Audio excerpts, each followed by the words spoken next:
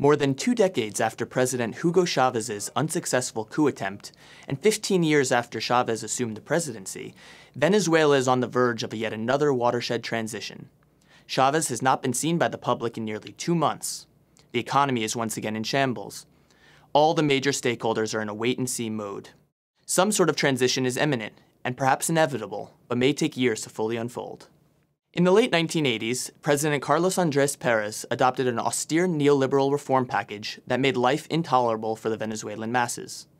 These reforms culminated in the elimination of gasoline subsidies, which sparked the 1989 Caracazo riots. Thousands of people were killed, and the country descended into lawlessness. This period of intense socioeconomic turbulence was a major wake-up call for Venezuela.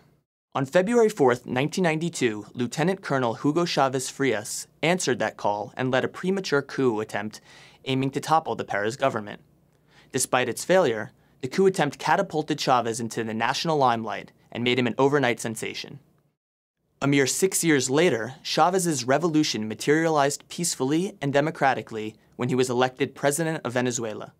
15 years later, Venezuela appears to be entering into yet another major transition phase. The government cannot sustain the economic and political status quo.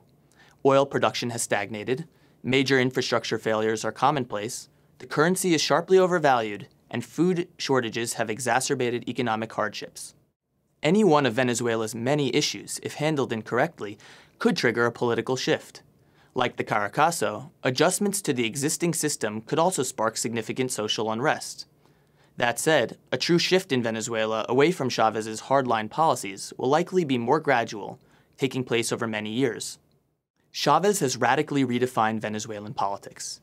Even if the opposition eventually comes to power, they have promised to maintain the hallmarks of Chavez's tenure: strong redistributive policies and high social expenditures.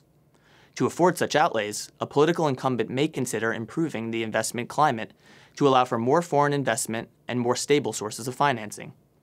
Not a single actor in the mainstream political establishment advocates for returning to the sort of economic system that characterized Venezuela before Chavez's rise to power. As such, this transition will most likely be a result of a gradual shift punctuated by an election, not by a military coup. After the failure of the 1992 coup, President Chavez made a now infamous speech in which he declared that the objectives of the revolution had failed, for now.